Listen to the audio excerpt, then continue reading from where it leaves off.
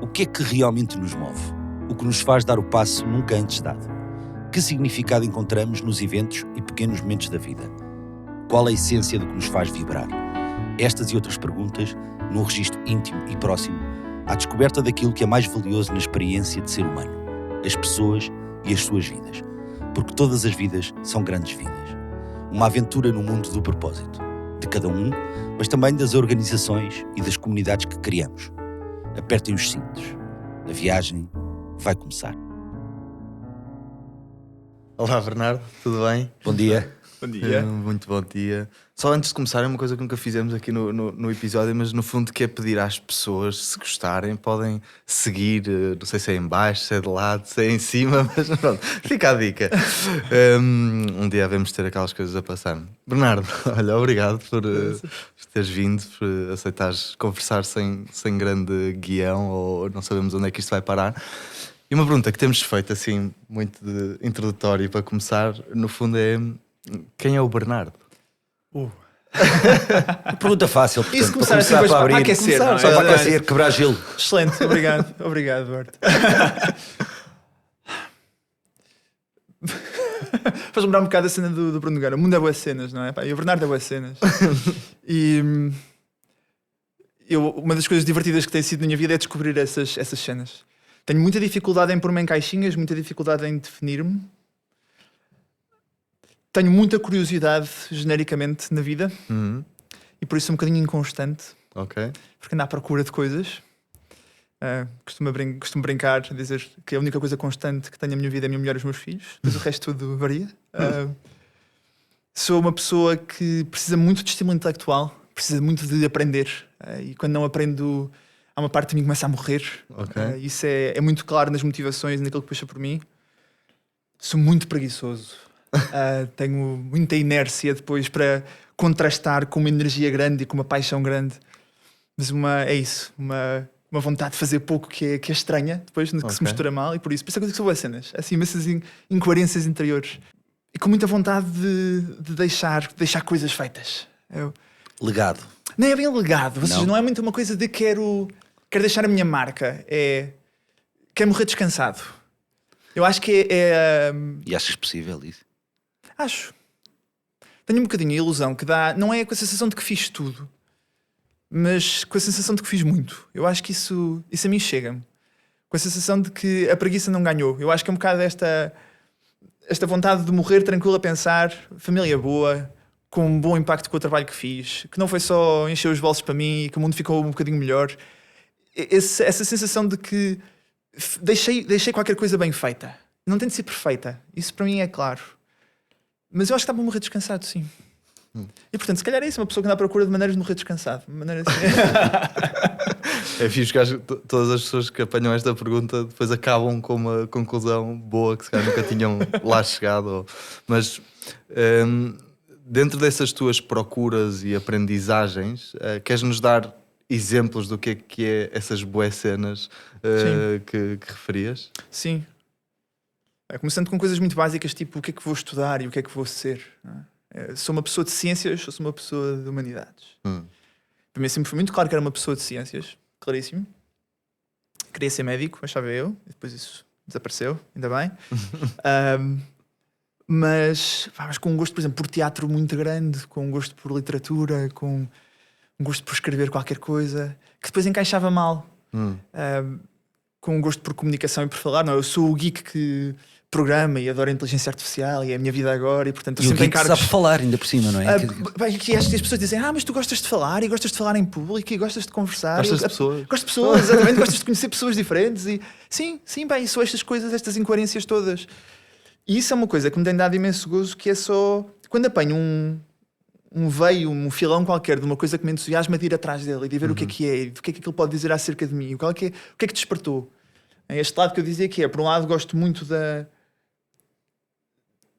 regra e da parte mais técnica de eu construir uma coisa e ela funciona, das coisas mais de engenharia, mas por outro lado querer fazer teatro e só ser, explorar maneiras de ser diferente por dentro, de pensar de forma diferente, de sentir de forma diferente. E eu fui vivendo bem com isto. E eu acho que sempre com alguma dificuldade de ser posto na caixa, mas eu acho que a minha vida foi correndo bem até agora por não ter nenhuma caixinha boa onde me encaixasse. Por ir sei lá, eu sempre fui o miúdo que lhe pediam para fazer coisas que nunca tinham sido feitas, se calhar por isso. Porque quando aparecia assim uma coisa estranha que é quem é que vamos pedir para fazer isto, pá, este é capaz de inventar uma coisa qualquer divertida. E isso tem-me dado imenso gozo na vida.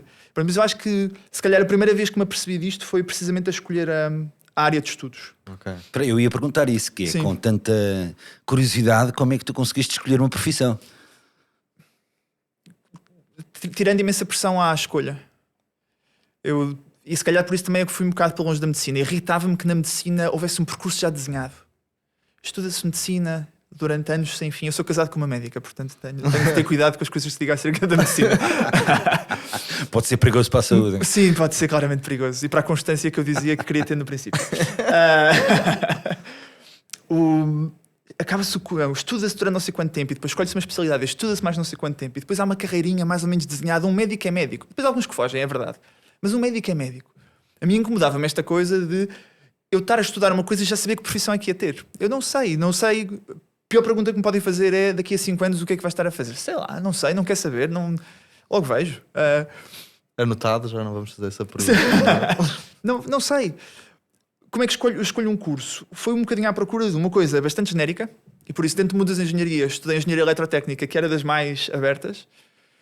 Ao contrário, sei lá, de uma engenharia aeroespacial, que é também já super específica do que é que vais fazer. Aqui em eletrotécnica podes fazer coisas com energias, como telecomunicações, com computadores, com eletrónica, enfim, 1000 coisas. E depois tendo a noção, se calhar com alguns exemplos de amigos de pais, etc., que eram engenheiros e tinham feito muitas coisas. E portanto eu acho que a minha escolha foi, em engenharia vai-me puxar pela cabeça por aquele lado mais intelectual que eu dizia, que precisa de estímulo e de dificuldade de cabeça, e isso vai ser ótimo. E depois a seguir logo se vê. Por outro lado também foi uma coisa que eu descobri entretanto, pelo 15, 16, 17 anos, que era o lado criativo da engenharia, que me dava imenso gozo. Quando comecei a aprender a programar, agora vem o lado geek de cima. Quando comecei a aprender a programar, lembro-me da primeira coisa que fiz, assim, que dava para mostrar, era uma máquina de calcular. Tinha assim uns botõezinhos e tu carregavas nos números e fazias umas contas. Eu lembro-me de ter ido mostrar aquilo aos meus irmãos e depois a amigos e de ninguém reagir àquilo. Pá, que seca, pá, uma máquina de calcular. Tipo, porque é que isso é? E daquele para mim ter sido a cena. Tipo, eu fiz uma coisa que funciona. E este lado criativo de eu fazer coisas com as mãos, às vezes a programar, às vezes com a eletrónica mesmo, andar a soldar coisas e etc. E elas funcionam e há qualquer coisa de novo que aparece. É uma sensação tremenda, muito parecida com a criatividade mais artística. Fazes uma coisa com as tuas mãos, com o teu corpo e depois ela ganha uma vida. Que a engenharia tem. Se pensares, as invenções, as grandes invenções de engenharia têm este lado criativo, aberto, pouco desenhado, que eu via pouco em outras áreas do conhecimento mais científico. Na medicina, se eu tivesse sido médico, tinha sido neurologista. Por isto. Porque era das áreas menos fechadas. Ninguém faz ideia. Ainda ninguém faz ideia de como é que o cérebro funciona bem. Andamos só a tentar... Há muito mistério. Há imenso mistério. E mesmo quando tentamos tratar de doenças neurológicas, é sempre com muita tentativa e erro. E sempre há as apalpadelas, um bocado mais alquimia. Agora vem o lado arriscado outra vez. Um bocadinho mais alquimia do que ciência. E que me dava gozo. E, portanto, ainda assim havia algum espaço para fazer, para ser criativo. Mas, portanto, a escolha de curso foi essa. Uma coisa aberta, grande, que me abrisse horizontes e que me deixasse escolhas abertas. Que me fechasse pouco. Eu acho que essa é uma... Lá está. Aquela inconstância que eu dizia que tenho muita coisa na vida, esta procura. Não quis que o curso me fechasse. Quis que o curso me deixasse portas abertas para depois poder descobrir. A escolha do curso e a escolha do percurso profissional, essa coisa de manter as opções em aberto, é de facto uma forma muito mais saudável de encarar, digamos, o processo de educação até. Eu lido muito com saúde mental e vejo que a saúde mental na juventude, sobretudo nestas alturas de transição da idade adolescente para a idade adulta, é um drama enorme, quer dizer. Eu não sei se está a ser feita alguma coisa na área da educação sobre este paradigma, quer dizer, eu tenho algum conhecimento, porque eu sou professor, mas na área do básico, por exemplo, o ensino de competências socioemocionais, o lidar bem com o erro, etc., era ótimo que houvesse essa aproximação. Eu acho que aqui ainda mais... Estou completamente de acordo, mas eu acho que há aqui uma carga que se põe em miúdos de 14 anos, quando se escolhe a área primeiro, começa logo a fechar um bocado, de esperar que eles saibam duas coisas ao mesmo tempo. Que se conheçam bem o suficiente para saber o que é que querem fazer, pá, que é logo uma coisa absolutamente impossível. Se eu estou com 33 e não faço ideia, quanto mais o miúdo de 14 não tem hipótese nenhuma, ou alguns têm, mas a maior parte provavelmente não terá. E depois de conseguir fazer alguma previsão do que é que vai ser o mundo daqui a 10 anos. Que é outra coisa absurda. Estás a pedir miúdos de 14 anos que consigam dizer que o mundo que muda como o nosso muda, que consigam imaginar que profissões é que vai haver, que carreiras é que vai haver daqui a 10 anos que possam ser interessantes para mim. Isto é impossível e, portanto, é preciso desdramatizar muita escolha. Retirar a carga da escolha, como dizias. Retirar a carga da escolha, ou seja, a importância é, e voltamos à maneira como eu olho para a educação e como eu olho para o ensino, é dar competências para aprender aquilo que for e para conseguires pegar num problema qualquer difícil e descobrir a solução e procurá-la. E para algumas pessoas isto vai ser mais em coisas mais de ciências, numas mais humanidades, noutras mais de artes, não interessa. Interessa pouco. Mas interessa que se ganhe competências para qualquer coisa que eu não sei o que é que vai ser.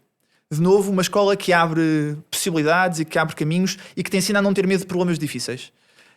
E sim, vais falhar e vais fazer asneiras e não vais conseguir fazer e está tudo bem, e vais escolher uma profissão a primeira que vais experimentar e vais odiar e está tudo bem, experimentas outra e vais gostar um bocadinho mais e vais aprendendo e vais ganhando competências idealmente transferíveis. Eu acho que não é só a escola que vê isto mal. Eu lembro-me... Os pais, às vezes, são os próprios pais. Sim, os pais, muitas vezes são tramados, não é? Fazem uma projeção total e querem que os miúdos sejam aquilo que eles não foram ou que sejam exatamente aquilo que eles foram. Mas eu olho para o mundo profissional também igual. Eu lembro-me que eu comecei a fazer um trabalho de consultor, depois a seguir fui trabalhar para uma empresa de telecomunicações e depois, a dada altura, fiz um processo de recrutamento para uma empresa no setor financeiro, para onde fui.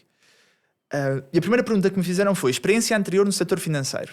Eu disse: não tenho. E porquê que havia de ter? Há uma cena endogâmica de só podes ser bom a fazer isto se já tivesses feito isto no passado. Exato. Pá, que absurda. Aliás, é exatamente o contrário. Primeiro, da maneira como a natureza funciona. Que a natureza cruza, aliás, a diversidade genética ajuda à sobrevivência. E, portanto, trazer experiências diferentes, setores diferentes, é uma coisa boa. Ponto. E depois, de novo, é uma visão em túnel. Só podes ser dos meus se tiveste feito sempre isto. E se a escolha tivesse sido esta, se a tua carreirinha, se a tua caixinha for esta. E também acho que é ao contrário também, porque tu vens livre de vícios, não é? É bem assim, mas repara, lidar com uma pessoa assim pode não ser trivial. Eu tenho noção que sou uma pessoa difícil de... Ser meu chefe não é a melhor coisa do mundo. Eu tenho noção disso. Mas acima de tudo, eu acho que nós, de facto, o nosso mundo está genericamente feito para caixinhas. O meu mundo, a minha vida na inteligência artificial explica também um bocadinho isto. Porque o nosso cérebro também faz isto. Nós sobrevivemos a classificar e a categorizar. É biológico também. E, portanto, é-nos difícil, porque exige mais esforço, mais tempo, mais compreensão, perceber coisas que são boas cenas. Coisas que são fáceis de dizer. Isto é uma caixa, isto é uma cadeira, isto é um copo. É mais fácil de gerir do que uma coisa que vai mudando aquilo que é. Dá mais trabalho. Gerir uma pessoa que hoje pode querer fazer serviços financeiros e amanhã pode querer fazer teatro é mais difícil do que uma pessoa que entrou nesta carreira, tem a expectativa de ser promovida daqui a 3 anos e o que gosta de fazer é isto. Isto é muito mais fácil de gerir, não é? É mais fácil de interagir com pessoas destas. E por isso eu acho que há um lado de simplicidade, um lado de simplicidade no mau sentido, de preguiça também da sociedade, em que tu escolhas rápido aquilo que queres e faças o teu caminho e não andes a passear, porque isso... Não atrapalhes. Não atrapalhes. Sim. Não andes aí a tropeçar e à procura do que é que queres, porque isso dá-me trabalho. Escolhe um sítio e senta-te e fica, não é? Eu por isso acho que é pais, é escola e é o mundo no geral. E por isso dá-me gosto de andar a partir estas caixinhas. Não é? Depois vem alguém atrás. Depois anda alguém assim com a vassourinha. Estavas a dizer que retirar o peso da escolha, não é? E tudo isto desde o trabalho, dos pais, que estavas a dizer, do difícil que é gerir-te, mas de onde é que vem essa, se quisermos, liberdade de poder escolher sem medo do erro ou lidando bem com esse medo, porque às vezes não é necessariamente não ter medo. Isso é uma coisa que te foi passada, se foste educado para, se és diferente dos de lá de casa, ou seja, como é que isso surge, não é? Ou como é que se educa para isso também, que tens filhos? É uma grande pergunta. Pelo menos a extensão foi, mas... Não, nós sabemos que quando as perguntas são boas é quando os convidados param. Sim. Quando tenho de respirar um bocadinho. Porque eu diria que tenho algumas coisas em que sou diferente da malta lá de casa. Esta vontade de andar a explorar e a procurar coisas e a fazer coisas. Eu sou o mais irrequieto. Nós somos 4. Eu sou o mais irrequieto dos 4. E nunca houve muito... nunca houve a mensagem explícita de podes falhar à vontade que não tem mal. Ou seja, isto nunca foi... Aliás, a minha casa é uma casa de exigência. E sempre foi. Eu lembro-me, a falar do teatro. Lembro-me de uma das primeiras peças que fiz miúdo. e de ter acabado, e toda a gente a dar os parabéns, as pessoas estão sempre os parabéns porque são simpáticas. Sem bias nenhum, claro. Sem bias nenhum, exatamente. Adoraram, evidentemente. E agora vai parecer mal, mas a minha mãe deu-me os parabéns, claro, e depois disse: só não gostei muito daquela cena. E aquilo deixou-me virado ao contrário. Não, depois de uma mãe só dizer coisas boas, não é? Tipo, só foi ótimo. Foi a primeira vez que eu fiz isto. Eu disse: não, foi ótimo, foi muito giro. Eu falei uma coisa que foi um bocado canastrão. E eu: porra. Não é suposto. Por isso, não é uma casa de não, experimenta. E se correr mal, está tudo bem. Nós estamos aqui para apoiar. Sempre foi uma casa de tens boa cabeça, tens boas notas. E se não tens boas notas, tens boa justificação para não ter. Nunca ninguém andou a massacrar-me para estudar, mas sempre foi uma de nós estamos a olhar para o resultado. Se o resultado for bom, não queremos saber. Fazes o que quiseres. Se o resultado começa a derrapar, nós entramos em ação. E portanto, nunca houve muito uma coisa de falhar não tem mal. Pelo menos nunca foi esta mensagem explícita. Por outro lado, eu acho que tu disseste a palavra certa. Houve sempre muito uma força constante e intencional de dar liberdade de escolha. Desde pequeno. Eu lembro-me com um exemplo mais básico que eu tenho disto. Tinha 8 anos. Fim das férias de verão. E nós trazíamos no verão aqueles cadernos de trabalhos de casa que devíamos fazer. Eu já vos disse que sou preguiçoso, não tenho de esconder agora. Portanto, obviamente que cheguei ali aos princípios de setembro, não tinha quase nada feito. E aquilo dava trabalho. E portanto estava no fim de semana antes das aulas a fazer trabalhos como se não houvesse amanhã, porque não havia amanhã para fazer mesmo. A escrever. E enfim, minha família é católica e portanto sempre foi praticantes a sério. E chegámos à hora, domingo, ao final do dia, a hora de ir à missa. E eu fui à minha mãe e disse: mãe, hoje não posso ir à missa porque tenho trabalhos de casa para fazer. E eu disse: ok, não vais. Não queres ir, não vais. Pá, e eu ter ficado, estava à espera desta resposta. Okay. Fui-me embora, fui para o quarto e aquilo ficou ali a remoer. E voltei e disse: oh mãe, mas não sou mesmo obrigado, não me obrigas a ir? Não. Se achas que não deves ir, não queres ir, não vais. Isso é mais importante ficar a fazer os trabalhos de casa. Pá, e daquele deixou-me ali a remoer e vou ter de escolher, não é? Vou ter de escolher o que é fazer, o que é mais importante.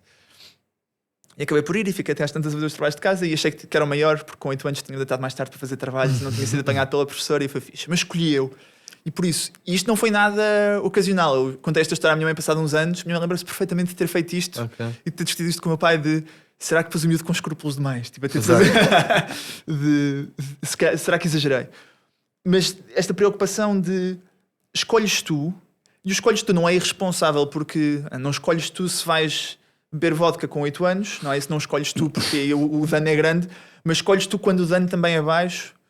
Vão-me ouvir a citar poucas pessoas na vida e vou citar uma pessoa que eu nem admiro assim tanto, mas o Jeff Bezos tem uma teoria de liderança de que eu gosto, de que temos de aprender a distinguir as decisões de um sentido das decisões de 2 sentidos.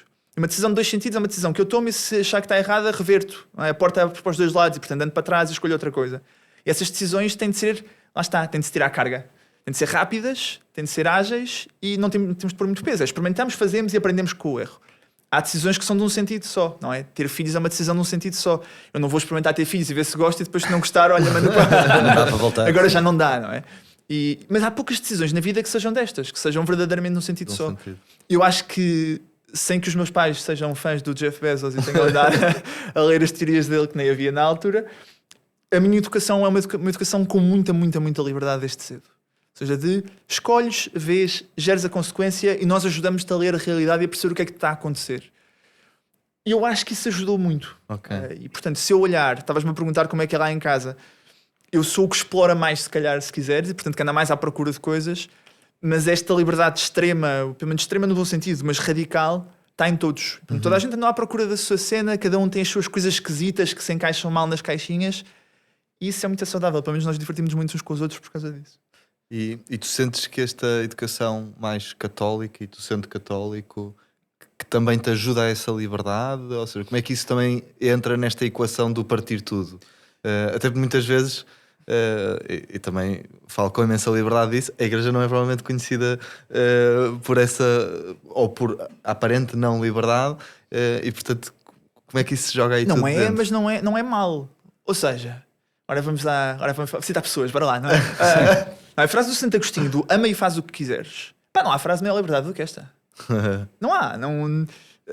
Jesus era conhecido Que sentido é que lhe dás? Porque essa frase tem muito sentido. Tem. O sentido que dou é que desde que tu sejas verdadeiro e fiel a ti próprio, àquilo que é a verdade, as regras todas valem pouco. Há muito poucas regras absolutas que não possam ser partidas. É engraçado tu veres na palavra amar a verdade por trás. Sim. A questão da verdade. Sim, é verdade e liberdade muito agarradinhas. E por isso é que há o faz o que quiseres. Não é uma coisa é tudo indiferente, não é? Podes fazer tudo, nada tem consequências. Mas é quando as coisas estão bem orientadas, de facto, quando pões primeiro a verdade e, portanto, estás a fazer as coisas que são centrais e que são certas, o resto é tudo acessório e, de facto, podes ir contra o mundo todo, que vais a saber que vais no sentido certo. O que é o certo? Eu associo o certo a esta noção de fidelidade. A ti próprio? Sim. Se este lado católico, o Duarte perguntava, há uma crença de que a fidelidade a mim próprio é uma fidelidade à bondade, ao amor, que é isso que eu sou chamado a fazer nesta vida. E, portanto, desde que eu me mantenha agarrado a isso, e, portanto, que as minhas decisões, que a minha vida sejam centradas para fazer bem, as outras regras depois interessam um pouco. O que dizias da igreja, que de facto é curioso, Jesus partiu literalmente tudo, não é? Uma das minhas cenas preferidas da Bíblia é Jesus com um chicote na mão a partir umas bancas no templo, no templo, não é? Os eu também do adoro templo. essa imagem. Que é espetacular. Não é um gajo certinho, seca, que era só de olhos revirados e olhar sempre ao céu. Não, viu uma porcaria que não gostava no mundo e chegou e partiu, literalmente partiu. Eu adoro essa cena, é uma cena que me diz imenso. Há uma raiva, uma raiva boa, não é? Mas há um estar desconcertado e estar desintonizado com uma realidade do mundo que te faz ter vontade de partir. Eu acho que é um bocado uma fonte de uma energia que eu tenho e que tenho vontade de pôr em prática. Que eu acho linda e que eu acho que de uma liberdade do caraças, não é? Que é incompreendível, que a imensa gente não gosta dele e que se está a cagar para isso. Não gostam de mim, paciência, não é? E depois, de facto, não há nada no mundo que tenha tantos seguidores. Isso é que é liberdade, não é? Estamos livres do julgamento dos outros. É isso, nesta fidelidade, tu me dizes, a fidelidade de ti próprio, que depois não é ti próprio no sentido muito egoísta de estou-me a borrifar para toda a gente e eu faço o que eu quiser, não é isso. Mas é uma fidelidade, uma verdade profunda daquilo que eu sou e que me faz feliz e que faz bem ao mundo. Que dá um descanso de caraças. Mas isso é, agora fazendo um paralelo com a questão da inteligência artificial, e eu e o Eduardo estávamos a falar um bocadinho antes de começar a gravação sobre essa questão, isto é tudo muito bonito quando a tua realidade interior é bonita. Porque se a tua realidade interior não é bonita, a tua verdade não é boa para ninguém. Sim. E o que é que acontece? Não sei. Com muita humildade não faço ideia. Pois. Enfim, eu tenho noção sempre e de forma muito consciente e a educar mais ainda de que eu sou muito sortudo, muito privilegiado, muito tudo. E, portanto, com muita humildade para estar a dizer estas coisas que, como tu dizes bem, são fáceis quando a vida é boa e é fácil e corre tudo bem. Mas quando tu alimentas ressentimento se eu arriscar um bocadinho, ir um bocadinho fora de pé, para além daquilo que é a minha realidade pessoal, que de facto corre bem, eu acho que não há, de base, não há realidades interiores feias, não é? Estragadas. Depois, de facto, a vida pode ser tramada, a educação pode ser tramada e as circunstâncias podem pôr muitas nuvens cá dentro, não é? Mas eu acho que parte da educação também, quando as coisas são possíveis e há condições e, portanto, tu podes ser pai com tempo e podes ser mãe com tempo e consegues dar alguma estabilidade familiar, etc., é ajudar cada um a encontrar uma verdade bonita interior também. Não é? Isso é uma discussão que os filósofos têm desde sempre, não é? Se nós somos naturalmente bons ou maus, e o que é? Eu acho que nós, no lado biológico, somos. Não dá para ter filhos e achar que os bichos são. Não dá para ter filhos e achar que se nasce bom. Acho impossível. Ou seja, eu acho que há uma maldade natural que se vê. A coisa do está ali um brinquedo, eu quero, vou buscar, é meu, não é? Nós somos egoístas de base, não há nada a fazer.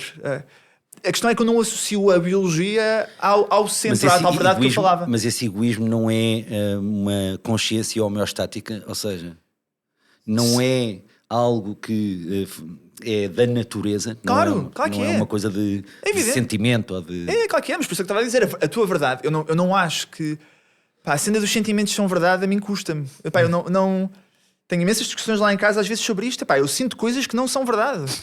Sim, não, muitas. Sim. Muitas cenas que não são verdade. E que eu olho e isto passa-me cá por dentro. Eu não controlo, mas entra e sai. Foi um gosto, vai-te embora o mais depressa possível. E eu acho que há uma parte de educação emocional que é esta, que é ensinar a mandar embora aquilo que não é verdade. E que tu não queres que tome espaço dentro de ti. É isso, é não alimentar, porque os sentimentos não têm de ser verdade. Eu acho que há enfim, o egoísmo não é um sentimento. Há muito de biológico na autopreservação e na sobrevivência que precisa de egoísmo, mas eu não ponho a verdade central que falava na biologia. E, portanto, para mim essa não é a bitola. A bitola é a mais alta. E, por isso, a tua verdade central vem implica às vezes... Fé? Sim, da tua essência. Que, para mim, está ligada à fé no sentido em que... A cena da imagem e semelhança, não é? E, portanto, sim, para mim está ligada à fé, mas não tem de estar. E, portanto, esta conversa não é... Não acredito, portanto, esta conversa é irrelevante. Eu acho que há uma essência. Há parte do teu trabalho de seres feliz e de ser livre que é contrariar coisas que te apetece fazer e que passam por ti. E por isso, sim, às vezes tu tens um sentimento egoísta que tens de pôr de lado. E tens, então, às vezes é sempre, nós somos egoístas todos. E portanto, às vezes tens de olhar e pensar, sim, isto não ganha. E portanto, eu sinto isto, eu sou egoísta e ainda assim não vou deixar que isto ganhe. Porque há uma essência que é superior àquilo que me apetece fazer. Por isso é que eu acho que, sim, os miúdos não vêm com uma natureza linda e bonita, mas a essência é linda e bonita. E portanto, parte do trabalho de educação é ajudá-los a controlar as coisas menos lindas e bonitas que estão à volta. E não deixar que elas ganhem, não deixar que o egoísmo, que o lado selvagem, que o lado Mowgli seja aquele que chega a adulto, não é? Pá, que é isso não polido, que é a natureza no estado puro, pá, não deixar que isso seja o adulto que a seguir tu vês, que não consegue controlar aquilo que diz e que pensa e às vezes que sente também, não é? Portanto, que é assolado por tudo aquilo que lhe acontece e tudo isso o destrói interiormente. Também vem de falta, acho eu, de educação emocional, um bocado o que dizias há um bocado, que é trabalho de casa, trabalho de escola, é trabalho de tudo. Eu acho que há uma crença grande, é curioso, tu estás-me a dizer isso tudo, porque faz lembrar uma opinião que é quase generalizada de que os cientistas e espiritualidade são coisas que não jogam muito bem. Eu acho exatamente o contrário. Aliás, se eu vir bem os exemplos de grandes pessoas com uma espiritualidade enorme que eu conheço na história, alguns deles são grandes cientistas. Mas cada vez menos, curiosamente. Tens essa ideia? Tenho. Ou seja, sim, tu tens toda a razão, que é, sim, filosofia natural. Portanto, a ciência no seu estado primitivo é invenção religiosa, não é? Quase, no sentido em que não é religiosa, porque os primeiros filósofos não eram religiosos, mas é estimulada e transformada em ciência e em método a seguir por pessoas de fé. Claramente, grandes cientistas da história, vais encontrá-los em pessoas de fé. Cada vez menos, e eu acho que por causa das caixinhas outra vez. Se tu fores ver também está associado, os grandes inventores, os grandes cientistas não eram pessoas só da ciência. Eram pessoas da filosofia e da literatura e da arte. E nós tínhamos muito mais esta noção da multidisciplinaridade. Agora chamamos-lhe os polymaths, não é? Mas isto havia muito mais do que há agora. Agora, muito rapidamente, com esta sobre-especialização quase desde cedo. Faltam Da Vinci completamente. Mas eu muito destas, às vezes nas conversas sobre a inteligência artificial, eu puxo muito a voltarmos a uma noção da humanidade que não é especializada. Uma das coisas mais... E usar a palavra empoderadora, que não gosto, mas... Percebo-te. Mas que ia sair. Mas que dá mais possibilidades e mais liberdade com a inteligência artificial. É precisamente a capacidade de tu não ser especialista e conseguires fazer coisas. Por exemplo, quero fazer Eu sou péssimo a desenhar, sou péssimo com coisas criativas de gráficas. Mas quero fazer um site qualquer para uma coisa qualquer. Eu preciso ter uma coisa com bom aspecto e preciso fazer um logo. E agora experimento. E não vai ser tão bom como um profissional, claro que não. Claro que um designer fazia aquilo 1000 vezes melhor. Mas eu começo a brincar e começo a experimentar. E há pessoas que começam a programar com a ajuda da inteligência artificial e a fazer umas coisinhas pequeninas. E tu começas a voltar numa altura em que ser generalista e ser capaz de olhar para o mundo, ver qualquer coisa que queres mudar, decidir como é que queres mudar, e a seguir teres meios para experimentar tu, é possível. E a ser ao mundo dos Da Vinci, em que tu tinhas uma ideia... E fazias tu, e fazias uma maquineta, e a seguir fazias umas contas, e a seguir escrevias qualquer coisa, mas fazias tu. A coisa de equipas, trabalhar em equipa é ótimo, mas é muito mais difícil. E para algumas coisas tu precisas da velocidade de experimentar tu, sem ter de estar a dizer, olha, eu pensei nisto, agora tu fazes esta parte. E já se perdeu imensa experimentação aqui pelo meio. Eu gosto muito desta ideia do generalista, da pessoa que é isso, que é capaz de fazer muita coisa ao mesmo tempo. Acho que a ciência tem perdido isso. Acho que a ciência tem obrigado à sobre-especialização desde cedo, tens de estudar muito coisas técnicas só desde muito cedo. Para ires a fundo, né, naquelas Para ires a análises. fundo. E de facto, a sociedade, cada vez menos, é uma sociedade... Eu ia dizer espiritual, que também não é verdade. É cada vez menos religiosa, continua a ser muito espiritual, mas há ainda ainda se idolatra muito a suposta objetividade da ciência, como se fosse a única coisa importante acerca do mundo e da vida, não é? Nós adoramos as pessoas que são puramente objetivas. Ou pelo menos dizemos que isso é uma coisa boa, é uma virtude. Quando a nossa vida está cheia de coisas que não são objetivas, que não são lógicas, que não são quimicamente puras. Nós não fazemos só as coisas que percebemos completamente. Mesmo um cientista não faz só as coisas que percebe completamente, não é? Um cientista que tenha uma namorada ou um namorado ou que tenha filhos não justifica porque é que gosta de... E não consegue arranjar uma lógica, ou melhor, até pode tentar arranjar a tração, os mecanismos químicos para a atração, o que for, mas não é isso que o move. Mas é difícil tu pôres um cientista no dia de hoje, acho eu, ou é mais raro, a assumir que a realidade pode não ser objetiva, pode não ser material só, que pode ter um lado imaterial. E eu tenho notado, olho para essa tendência, cada vez menos a tua afirmação é verdadeira de que os homens da ciência e as mulheres da ciência são homens e mulheres espirituais, cada vez menos é verdade. Sim, quer dizer, eu quando disse isso estava a pensar no Einstein, não é? Não, claro, mas é... O Einstein é um bom exemplo para mim, que era Mas para mim parámos altamente aí, espiritual. Mas parámos aí, eu acho. Sim. Mas quer dizer, mas repara, mesmo os cientistas que estão focados no mundo de objetividade e que se sentem confortáveis com essa objetividade, Sim. dá-lhes uma grande crise para as mãos pessoal ou dá-lhes uma doença grave. Mas é isso mesmo. E eles vão perceber que não é. Não, claro. Até a coisa para mim, eu normalmente gosto de provocar quando tenho conversas destas. Eu gosto de puxar para um caso muito concreto, que é o caso do livre-arbítrio. Que é perguntar se as pessoas acreditam no determinismo ou se acreditam no livre-arbítrio. E a maior parte das pessoas diz-me acredito no livre-arbítrio, que eu posso decidir qualquer coisa. Mas isto é tramado, porque se tu levas isto às últimas consequências, o livre-arbítrio implica que haja qualquer coisa fora da realidade física que tem impacto na realidade física. Porque se tudo for determinado por reações químicas e físicas, mesmo que probabilísticas, que estão a acontecer no teu cérebro, ou seja, aquilo que tu pensas, sentes e decides são só consequências de coisas que estão a acontecer na tua cabeça, tu não tens nenhum controle sobre elas.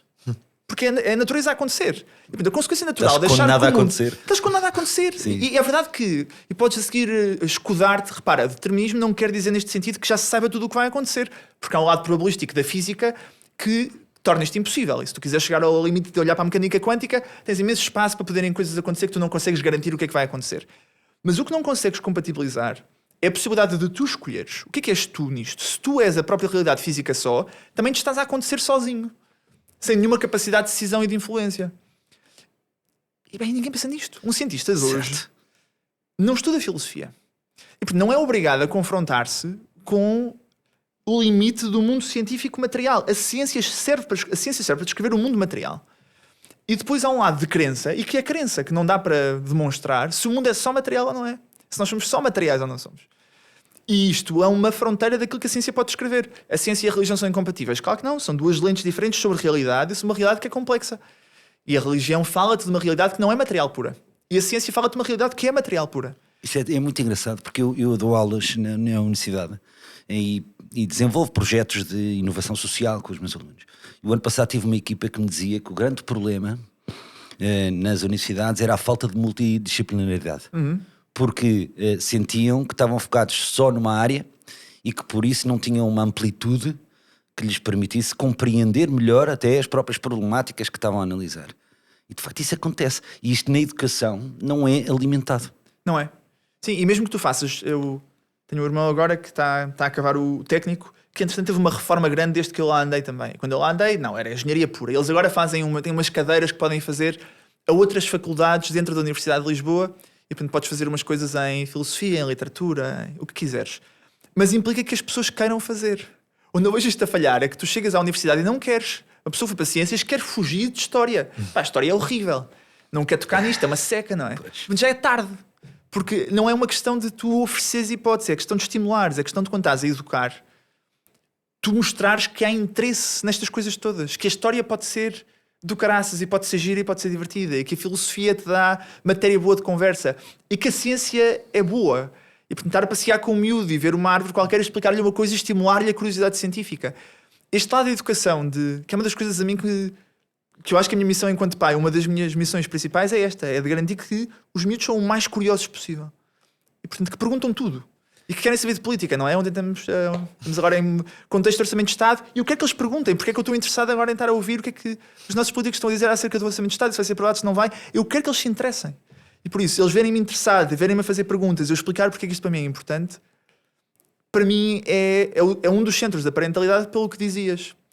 Porque só vão ser bons adolescentes e adultos a seguir, a quererem eles próprios essa multidisciplinaridade que falavas, não ser uma coisa que é imposta de fora de vem a escola outra vez com uma treta qualquer. Não são eles que querem e procuram, só vêm com um gosto por coisas novas e diferentes. Mas como é que se educa depois na prática os miúdos para essa curiosidade? Não é? Porque também corremos o risco enquanto pais de... Eu lembro de ver o meu pai a ver as notícias e eu achava aquilo uma seca. Sim. Quanto tempo é que isto demora? Ainda por cima, hoje em dia os noticiários são maiores do que eram. Sim. Portanto, não corremos o risco de até criar anticorpos do outro lado? Ou seja, como é que isto se faz no dia a dia? E eu sei que estamos todos na tentativa e erro, Sim, não é é? isso, é isso, não faço ideia. O meu filho mais velho tem 8 anos e, portanto, sei lá o que é que lhe vai acontecer. Eu estou aqui com esta conversa toda e ele vai ser uma seca, se calhar, daqui a 10 anos e vai estar a ver isto no YouTube e a pensar: não, eu só quero tratar de uma coisa super específica, não me falem de mais nada. Pode perfeitamente acontecer e depois fazemos uma conversa em que eu me venho lamentar sobre o meu falhanço de educação. Comentava ontem com os amigos, vou dar uma resposta ao lado e depois já vou tentar trazê-la de volta para aqui. Tenho um amigo que desenha, faz muito desenho e vende quadros e não é pintor profissional, porque a vida como pintor profissional é difícil, mas se ele pudesse era. Ok. Eu estava-lhe a perguntar se quando ele desenhava em casa, se os filhos dele desenhavam também com ele. Ele estava-me a dizer que sim, que era muito normal, enquanto ele estava a pintar, que os miúdos irem pegar numa folha e sentarem-se ao lado a fazerem os rabiscos. Eu acho que os miúdos, pelo menos até uma certa idade, e depois exatamente o contrário, até uma certa idade têm um desejo grande por imitar e agradar. E, portanto, eles fazem aquilo que tu fazes e querem fazer aquilo que tu fazes. Eu não dou palestras sobre o orçamento de Estado em casa hoje em dia. Graças a Deus. Graças a Deus O para toda a IRS gente. jovem. Sim, é esse jovem que eu afinal não vou beneficiar e portanto agora já não gosto dele. Mas não tenho palestras sobre orçamento de Estado. Mas faço questão de falar com a Mafalda ao jantar, minha mulher, sobre coisas políticas. Com gosto. E obviamente não falando de forma super complicada, mas que a conversa possa ser de agora estamos a decidir o que é que vai acontecer para o ano. E agora vamos votar. E quando vamos votar os miúdos vêm connosco. E há quase festa no dia das eleições. Almoçamos todos em família. Enfim, minha família tem uma história política interessante. O meu avô foi presidente da Câmara em Torres Novas uma série de tempo. Ok. E portanto quando vamos votar vamos sempre com o meu avô. E portanto, há uma bisavô dos miúdos. Mas acima de tudo é esta curiosidade de ser cultivada também entre nós. Eu mostrar que isto é uma coisa que me interessa e de que gosto. Não de forma teórica, mas de forma prática. E saber discuti-la e explicar-lhes porque é que aquilo pode ser interessante para eles. E fazer-lhes perguntas. Com o Simão, que é o meu filho mais velho, enfim, os miúdos às vezes ouvem coisas e ele vem perguntar: pai, o que é o Chega? E a querer E perceber tu o que é que respondes? Estou a brincar, Claro, perguntam-me se havia perguntas proibidas. Não queremos É um política para partido aqui. político. Não queremos política. Mas fomos para uma conversa de o que é a esquerda e a direita. E o que é que defende a esquerda e a direita. Enfim, ele estuda num colégio privado e, portanto, há um bias enorme pró-direita. E ele à volta tem só quase amigos que os pais são de direita, alguns muito vocais. E eu fazia o exercício com ele de explicar-lhe quais é que são as visões do mundo, das duas boas, da esquerda e da direita, e porque é que podem ter ambas razão. E depois qual é que é aquela que eu acho que é mais certa, mas dar a um miúdo de 8 anos a possibilidade de pensar: nós devíamos fazer o quê? Tem esta lógica da liberdade. Devíamos centralizar mais a escolha ou descentralizar mais a escolha, por exemplo. Quando estamos a falar de quem é que escolhe os professores para uma escola, quando estamos a falar de onde é que é mais importante gastar dinheiro, se é em transportes, se é em educação, se é em saúde. Quem é que deve escolher isto? São as famílias? São as autarquias? Ou é o Estado Central? E tu consegues, por meio de 8 anos, a conversar sobre isto. A dizer: não, eu acho que cada um devia escolher aquilo que quiser. Ok, ótimo. Mas então como é que levas isto ao extremo quando há pessoas que, por exemplo, não têm competência técnica suficiente para escolher, porque não sabem, porque é uma decisão muito difícil. Deves delegar essa escolha em alguém ou não deves? Deves pagar a alguém para gastar a sua vida inteira a estudar os assuntos a fundo e depois tomar as melhores decisões e tu delegas a tua escolha nelas, que é a base da democracia representativa, ou deves fazer referendos acerca de tudo? Em cada pessoa escolhe, para cada pergunta fazemos um referendo. E tu consegues ter uma discussão destas com miúdos de 8 anos. Claro que eles vão dizer esses disparates, como eu também digo. Mas começa a haver uma noção de que a maneira como tu organizas o mundo é uma coisa que é importante e que não é óbvia e que tem espaço para pensar e para ter opiniões diferentes. Como eu sou muito curioso, isto diverte-me mesmo. Ou seja, não é uma coisa... Não é como obrigá-los a arrumar o quarto, que é uma coisa que eu tenho dificuldade porque eu também não gosto. Daí estou a lutar contra mim próprio, que é importante que eles arrumem o quarto, mas eu também não quereria. Neste caso não, é mesmo... Eu gosto mesmo disto. E portanto dá-me imenso gozo quando eles me dão luta e começam a discutir e a responder de volta. Parece ser interessantíssimo ser teu filho. Eu estou com uma certa inveja. Bernardo, transpondo aqui um bocadinho a conversa, mas que eu acho que está ligada à educação, e já te ouvi falar disto, e também se calhar não vais concordar, mas quer dizer, eu acho que tu serás uma das vozes hoje em dia mais ativas em Portugal e mais conhecedoras de inteligência artificial e que tem estado neste campo já há muito tempo, ainda antes do ChatGPT de repente ter posto esta conversa nas bocas do mundo.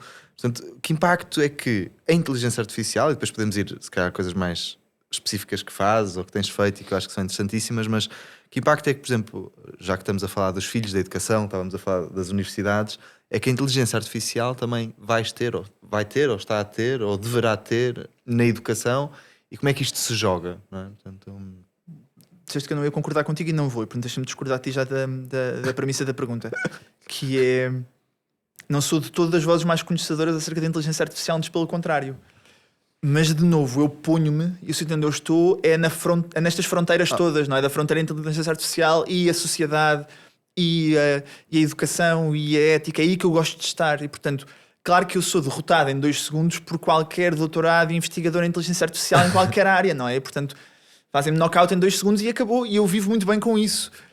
Porque o sítio em que eu quero estar é na fronteira entre mundos que não se falam. Portanto, o que me dá gozo é ir falar de inteligência artificial a pessoas que não querem falar sobre isso. Ou que acham que isso não as afeta, ou que fecham os olhos e pensam, pá, eu espero reformar-me antes disto me atacar. Pá, que há muitos destes. E é aí que eu gosto de estar. E portanto, e aí sim, a minha conversa é, pá, fujam de bullshit, fujam da malta que vos está a tentar vender coisas. Porque estes hypes tecnológicos, estão-me a desviar e já vão não me esquecer da educação. Estes hypes tecnológicos são ótimos por um lado, porque de repente apontam a holofote para coisas que são importantes. Eu estou muito contente que a sociedade agora se preocupe com a inteligência artificial, porque de facto o potencial transformador é enorme para a maneira como vivemos. E portanto é ótimo que o holofote esteja aí, mas os holofotes trazem traças. E portanto aparece imensa gente que vem a voar à volta da luz, porque isso pode ter algum benefício e podem conseguir vender alguma coisa, e de repente toda a gente se reposiciona como especialista em inteligência artificial sem saber nada e a vender generalidades e banha da cobra, pá, que destrói um bocadinho aquilo que eu quero fazer, que é mostrar a multidisciplinaridade é importante e portanto nós devíamos perder tempo a perceber tecnicamente o que é a inteligência artificial. Isto não é um tema para outras pessoas pensarem e depois me dizerem o que é que eu devia achar. Há uma coisa que eu costumo dizer, que é a inteligência artificial vai fazer um push para nós reaprendermos aquilo que é a base para saber lidar com o mundo exterior, que é saber fazer perguntas. Sim, não é verdade. Há um lado, e eu não sou um crente na... Enfim, quando tratamos e trabalhamos com o ChatGPT, aquilo que escrevemos chama-se tecnicamente uma prompt, não é? E há quem tenha vindo vender que prompt engineer é a profissão dos próximos anos. Não é nada, é uma treta, pá. Lá está, de novo, são... Pá, sim, categoricamente não é, e morro nesta colina, não é? Se for... E isto vem de quem não percebe. Portanto, vem de extrapolações, de quem não perdeu tempo. Porque a multidisciplinaridade implica esforço, implica investimento de tu perceber o que é e de experimentares e de gastar tempo e não ficar só pela superfície. E eu acho que há muita gente que não passa isso e vende só generalidades. E nós todos comemos generalidades. Aliás, a ver o comentariado na televisão é feito só de pessoas que sabem umas coisas acerca da vida, não é? E tudo muito superficial. Eu gosto de generalistas, mas generalistas que se dedicam a ir à profundidade dos temas e não dá para ir a tudo. E não te venho falar aqui sobre... não faço ideia, mas... eu não sou especialista em nada. Não, sobre o impacto social. Eu não tenho falar sobre isso, eu não sei. Eu tenho imenso gosto, quero imenso aprender contigo sobre isso, mas não te venho ensinar. E se me terem para a televisão falar sobre impacto social, eu vou dizer, falem com o Eduardo, não falem comigo, não é? E eu acho que isso não há. Mas voltando para trás e tentando responder à tua pergunta, e é o que a Fred dizia também, que é a capacidade de fazer perguntas que eu até generalizava um bocadinho mais, mas é a capacidade de escolher as perguntas é que são interessantes. O que é que interessa mesmo saber? O que é que tu queres mesmo responder? O que é que tu queres mesmo resolver? Acho que há muita gente que não sabe fazer as perguntas certas. Sim. Muita gente. E aqui tu tens quase um ciclo de feedback, que é faz a pergunta mal feita e a resposta vem mal, e isso é porreiro. Mas isso não resolve o problema fundamental, até pode exponencial, o que é... Os ChatGPTs da vida respondem a tudo aquilo que tu perguntares, ainda por cima, respondem com um desejo de agradar, que é uma coisa que a mim me incomoda. Eles estão feitos Great question. na sua... Sim, são um bocadinho lambotas. Eles são treinados para ser lambotas. Nós pomos uma camada... Os modelos são treinados de forma completamente neutra, só conseguir aprender a completar texto. Isso é muito perigoso, porque depois se tu perguntas coisas racistas, saem coisas racistas. E por cima daquela camada mais crua, puseram uma coisa que se chama Reinforcement Learning from Human Feedback, que é assim uma mouthful, como dizem os ingleses, é um termo complicado, mas na prática é ensinar através de reforço à máquina a dizer as coisas que os humanos querem ouvir. O que os torna lambotas por desenho, ou seja, não é por acaso que eles ficam lambotas, mas tudo são boas perguntas, tudo é verdade. Perguntas 2 mais 2 é igual a 4, tu dizes, não é 5, ele diz, desculpa, tens razão, é 5. Eu adorava ter uma brutalmente honesta que me dissesse assim, estás maluco, burro do caraças, exatamente, tens burro, não é? Era ótimo ter Porque isso nos faz falta, é sermos confrontados. Sim. E o ChatGPT não faz isso. E por isso eu dizia que tem um lado ótimo que é dar-te feedback acerca da tua pergunta. Tu consegues avaliar que a resposta não era aquilo que tu querias e por isso aprendes a perguntar melhor. Mas eu acho que acima de tudo vai dar vantagem às pessoas que escolhem fazer perguntas boas e que escolhem resolver coisas que são verdadeiramente importantes. Porque esta capacidade de tu olhares para o mundo e dizeres isto devia ser diferente.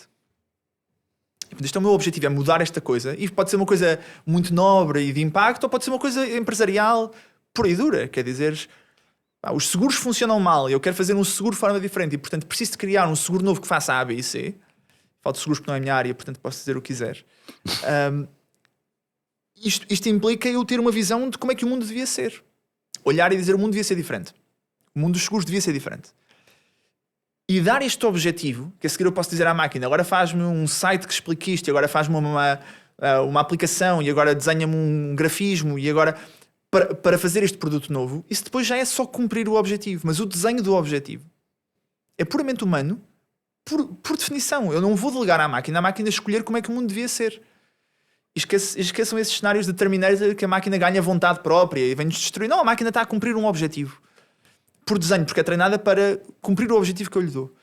Ora, que objetivo é esse? E aí volto a dar a pergunta boa. Como é que nós treinamos miúdos? Como é que educamos miúdos? Eu acho que esse é o ponto fundamental.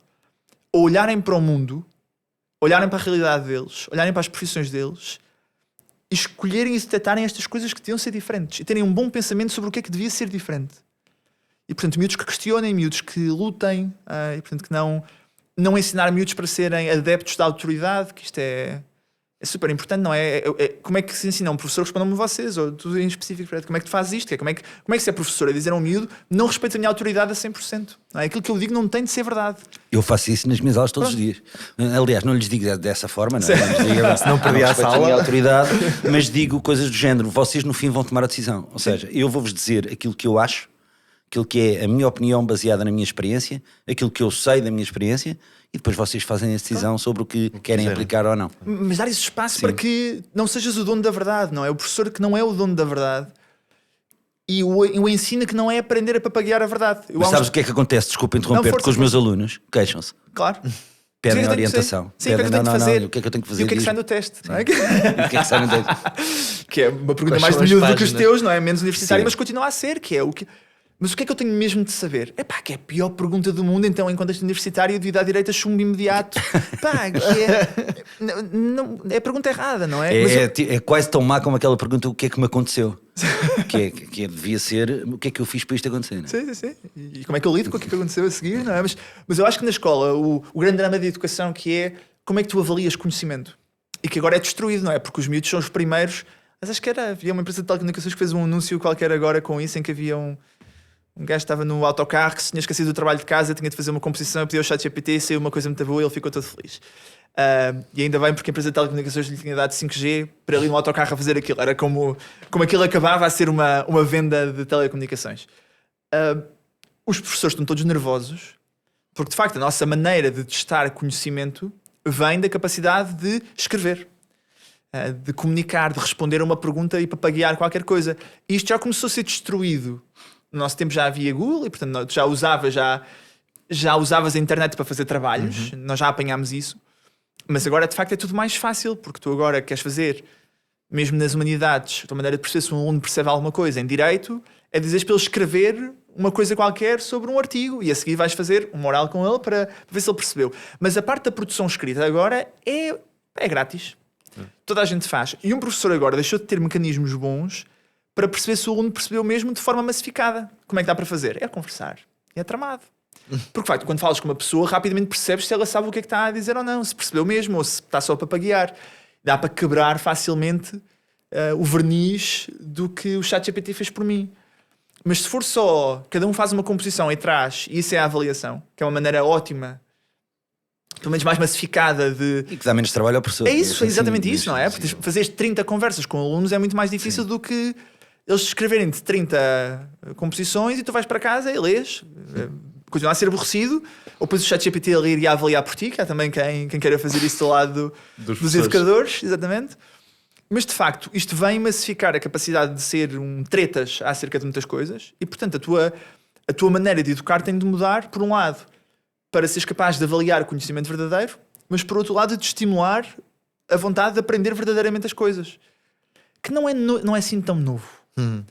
Ou seja, tu ensinas tabuadas aos miúdos na primária, mas rapidamente te esforças para que os testes de matemática não sejam coisas que dá para decorar. Ou devias.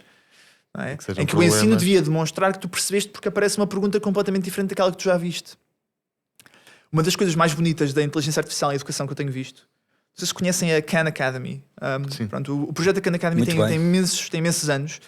E a Khan Academy agora enfim, começa com um pai que quer ensinar o filho dele de uma maneira diferente e portanto gravam os vídeos dele. Mas a quiseres explicar... só, desculpa, de explicar o que é a Khan Academy. Era isso que ia explicar. A Khan Academy começa com um pai que quer explicar ao filho dele coisas diversas e portanto põe-se ele a gravar vídeos de matemática e de finanças e de história de uma forma muito despretensiosa, muito simples, muito direta, mas com a ambição de poder explicar tudo. E ele começa a gravar estes vídeos primeiro ele e depois começa uma equipa também, cada um é especialista na sua área, a gravar vídeos, a explicar tudo o que quiseres aprender de forma simples e despretensiosa. E portanto eu lembro-me, olha, quando fui para o setor financeiro, de até ter passado por lá, que eu tenho uns vídeos espetaculares a explicar como é que os bancos fazem dinheiro, não é? Como é que o crédito funciona, o que é o crédito, como é que o crédito multiplica dinheiro na sociedade, que é espetacular. E enfim, na Khan Academy hoje em dia encontra-se tudo e mais umas botas sobre todos os temas e normalmente vídeos com imensa qualidade e maneiras muito boas de explicar o mundo. E a Khan Academy tem-se dedicado a usar a inteligência artificial agora para tentar escalar isto ao passo a seguir, que é não só ser uma coisa unidirecional, que há um vídeo, tu aprendes e acabou, mas como é que tu massificas a interação à la tutor?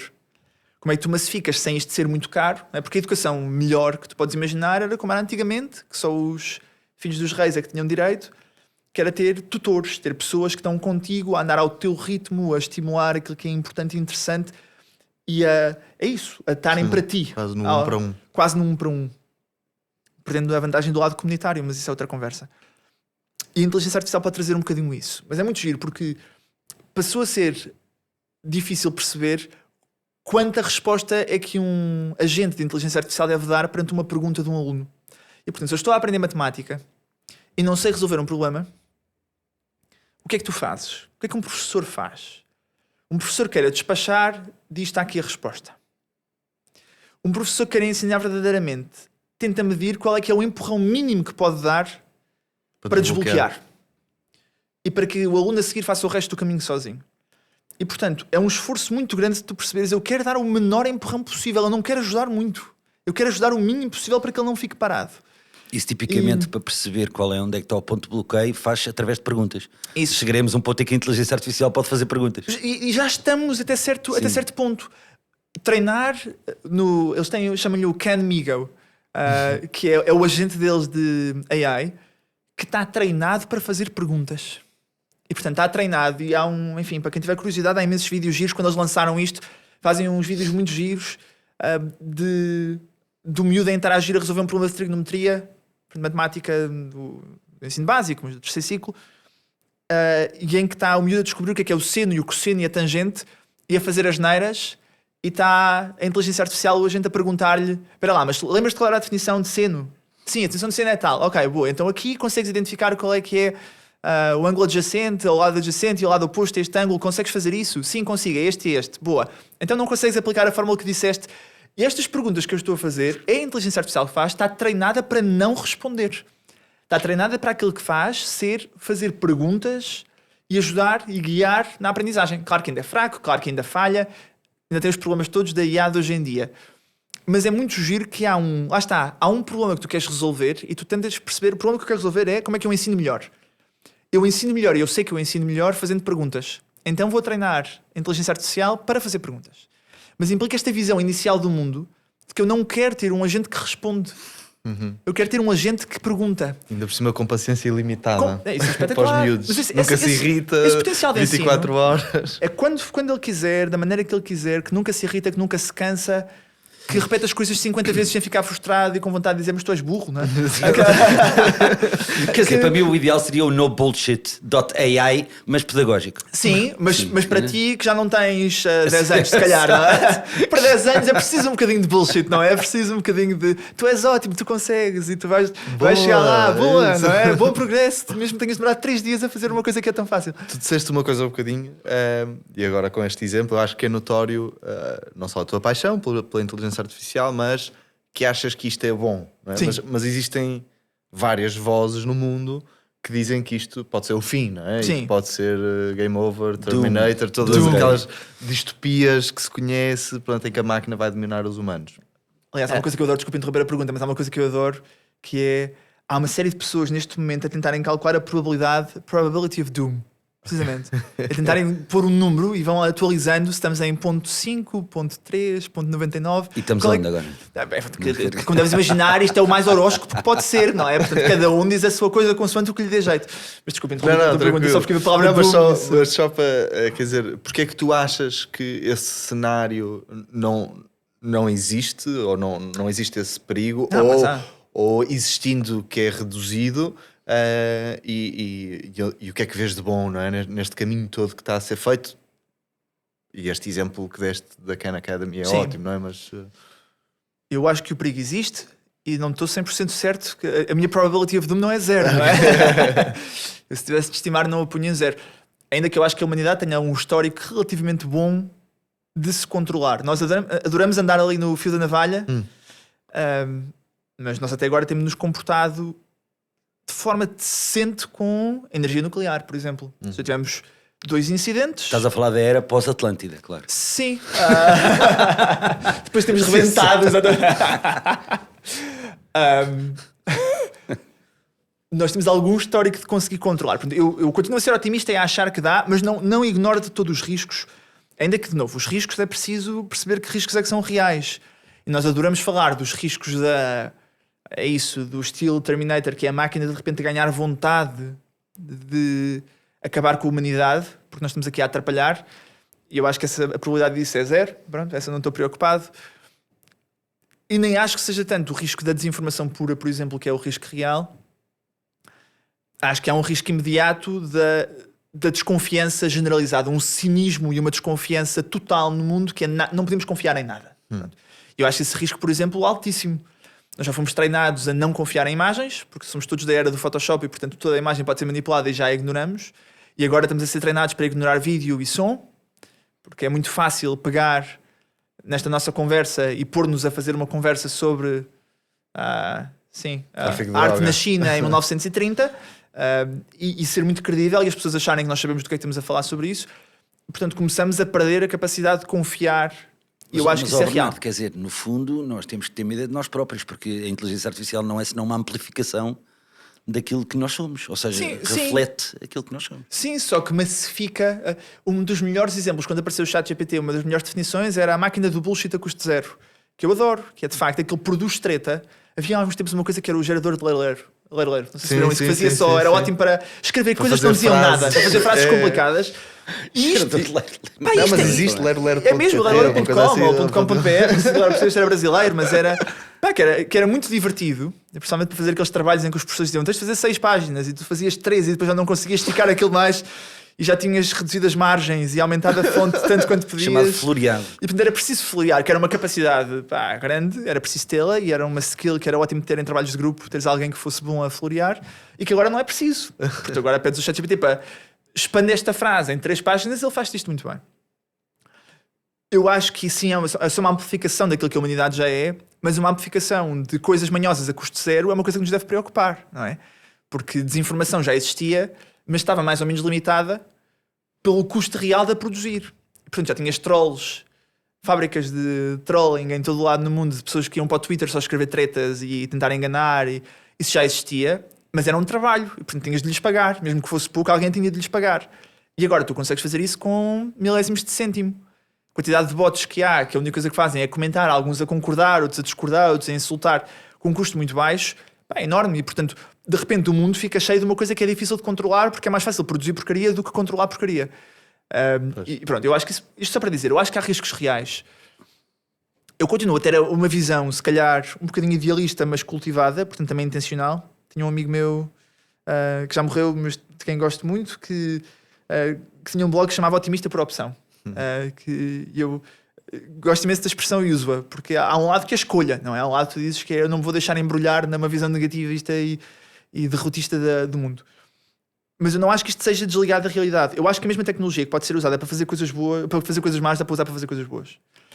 E a tecnologia não é toda neutra, mas normalmente tem estas duas potências. E, portanto, eu estou muito convencido que a mesma tecnologia que pode ser usada para desinformação pode ser usada para aumentar a transparência democrática, que é uma coisa que me preocupa e que eu tenho andado a explorar agora. Não é? A nossa preocupação de que ninguém confia nos políticos porque eles podem fazer o que quiserem, que ninguém percebe, e porque está tudo escondido, e tu só se dedicares a tua vida a andar a lamber o Diário da República que percebes o que é que está a acontecer, e ninguém faz isso, até porque ele é escrito com uma linguagem densa e difícil também propositadamente. E pode ser uma utilização ótima da inteligência artificial, que é andar a descodificar e a mostrar o que é que está a acontecer e a chamar a atenção para aquilo que é relevante. E, portanto, sim, a democracia pode ser ligeiramente posta em risco, ou brutalmente, ou sistematicamente posta em risco pela inteligência artificial, pelo lado da desinformação, sim, mas também pelo lado da transparência e do lado da acessibilidade daquilo que acontece. E isso é extraordinário. E, por isso, esta bimodalidade da tecnologia e da inteligência artificial, a mim, pelo menos, continua a dar-me energia para então pôr força, pôr trabalho, pôr peso, ainda que tenha pouco peso eu, do lado bom da força, não é? Mais uma vez, também tem a ver com a dualidade humana, não é? Claro. O mesmo homem é capaz de fazer uma guerra e fazer um gesto mais bonito de solidariedade, não é? Repare, e a sociedade como nós gostamos dela, e a sociedade que nós cultivamos, uma sociedade democrática, põe estes riscos todos à vista, não é? E tu às vezes vês isso, não é? Vês sociedades, não é ver um Hitler que é eleito, demonstra a fragilidade de tu deixares as pessoas escolherem. Só que a alternativa é toda pior. E, portanto, aqui é mais ou menos a mesma coisa, que é, de facto, eu dar inteligência artificial... Há uma guerra muito grande neste momento no mundo da inteligência artificial, que é se nós devemos controlar o acesso ou disseminar o acesso. E, portanto, em linguagem mais técnica, se os modelos de inteligência artificial deviam ser closed source, e, portanto, o código é escondido e os dados que foram usados são escondidos, só algumas empresas é que são donas deles e são hiperreguladas, ou se, pelo contrário, isto deve ser tudo código aberto, com dados públicos, tudo o mais transparente possível. E há um campo fortíssimo, aliás, do lado da regulação da IA há muita gente que defende que nós não podemos mostrar como é que isto é feito, porque senão estamos a dar o ouro ao bandido. Estás a dar as ferramentas e explicar como é que fizeste esta capacidade a pessoas que podem usar isto para o mal. Só que este argumento é o mesmo argumento que levaria a dizer o melhor é não perguntar às pessoas o que é que elas querem, porque elas podem escolher mal. Exato. Não é? E, portanto, é a mesma desconfiança. Claro que sim, claro que quando nós queremos usar uma tecnologia de uso generalizado como esta, que pode ser usada para tudo, vai haver maus usos da inteligência artificial. Não tenho nenhuma dúvida que vai haver asneira e que vai haver muita coisa potenciada. Aliás, já se vê. Não é? Uma das coisas piores que eu vi há uns tempos eram deepfakes de pornografia com adolescentes miúdas em Espanha. Assim, ainda que fizeram de filmes pornográficos com miúdas de 13 anos e que andaram a seguir a espalhar, que destrói vidas de miúdos, não é? Evidentemente. E, portanto, que cria trauma e que cria imensas dificuldades. E isto passa a ser muito fácil de fazer. Se os miúdos tiverem facilidade de fazer isto e acharem isto uma brincadeira, porque é muito acessível, de facto, de repente, se calhar podemos caminhar mais perto daquelas decisões num sentido só, porque há coisas que não são reversíveis. E, portanto, se calhar há coisas que precisamos de proibir um bocadinho mais. Mais uma vez voltamos também à importância da educação, não é? Claro. E às claro. conversas com o Simão à mesa e da multidisciplinaridade. Sim, sim. Só que isso, de facto, qualquer pessoa que tenha interação com pessoas, tu sabes que o bom senso não está uniformemente distribuído. Não. É? E, portanto, nem sequer há uma compreensão universal do que é o bom senso. Precisamente. Que, aliás, é uma das coisas difíceis quando se treina sistemas de inteligência artificial, é que tu queres que eles tenham bom senso, mas não há uma definição do que é o bom senso. 2 exemplos muito rápidos disto, que me divertem. Um é o exemplo clássico, que é, se eu te pedir um café, estou cheio de sono, podes-me arranjar um café, se faz favor? E tu vais dizer, claro que sim. Vais lá fora e vais à procura de um café. E não encontras. E a seguir vais à máquina e a máquina está sem cápsulas e não consegues. E a seguir vês uma senhora que está a passar com um café na mão. Se tu quiseres respeitar o meu pedido, tu mandas a senhora ao chão para me dar o café. Não é? Porque o que eu pedi, não é? Se tu quiseres mesmo levar até ao fim o meu pedido, é isso que fazes. E estás à espera que eu fique satisfeito para a senhora ter ficado no chão estendida, mas eu estou com o café. E claro que não é? Porque quando eu te pedi um café, eu tinha toda uma parte que eu não te disse que é, gostava de beber um café, dentro dos limites da razoabilidade, não estou à espera que te endivides para isso, não estou à espera que ataques ninguém para isso, estou à espera que cumpras as regras da sociedade, não estou à espera que gastes mais do que 10 segundos a fazer isso. Eu não tive de dizer isto alto. Mas à máquina, se eu lhe disser arranja-me um café, vai, não é? Vai com tudo, não é? E portanto, há uma discussão gira sobre como é que se faz este bom senso, estas regras implícitas, como é que se passa à máquina. E o segundo exemplo giro, muito difícil de fazer isto, foi uma brincadeira que uns senhores do MIT fizeram há uns anos, que tem a ver com um problema clássico da moralidade, da filosofia, que é chamado trolley problem, que é muito conhecido, que é, imagina que tens um comboio que perde os travões, há uma bifurcação e estão de um lado na linha uma pessoa amarrada e na outra linha estão 3 pessoas amarradas. E se tu não fizeres nada, o comboio vai atropelar as 3 pessoas, mas tu tens uma alavanca que não consegue travar o comboio, mas consegue desviar para o outro lado. E agora tens de escolher o que é que fazes. Deixas o comboio, não fazes nada, morrem 3 pessoas, ou vais lá e mudas e morre a outra pessoa. Mas foi com a ação tua, tu escolheste matar a outra pessoa. Pronto, é um problema de moralidade e que é clássico e há muita coisa escrita e descrita. Estes senhores do MIT fizeram um simulador que se chama The Moral Machine, a máquina moral, e que está disponível para quem tiver curiosidade de brincar. Que faz imensos cenários destes, mas com muito mais variantes. Tipo, de um lado estão crianças, do outro lado estão velhos. De um lado estão animais, do outro lado estão pessoas. De um lado estão o mesmo número de pessoas dos dois lados, mas é com um carro e com passadeiras, não é com comboios. Mas de um lado estão pessoas a passar uma passadeira, a passar um sinal vermelho, e do outro lado estão pessoas a passar um sinal verde, para tentar ver se a transgressão da pessoa lhes retira o direito à vida, de alguma forma, pelo menos o compatibiliza. E tem imensas coisas destas. Pessoas que são gordas e outras que são magras, pessoas que fumam e outras que são desportistas, para tentar avaliar estes eixos morais todos que nós todos temos, mais consciente ou menos. E depois fazem uma análise estatística dos dados muito gira, em que notam proximidades culturais.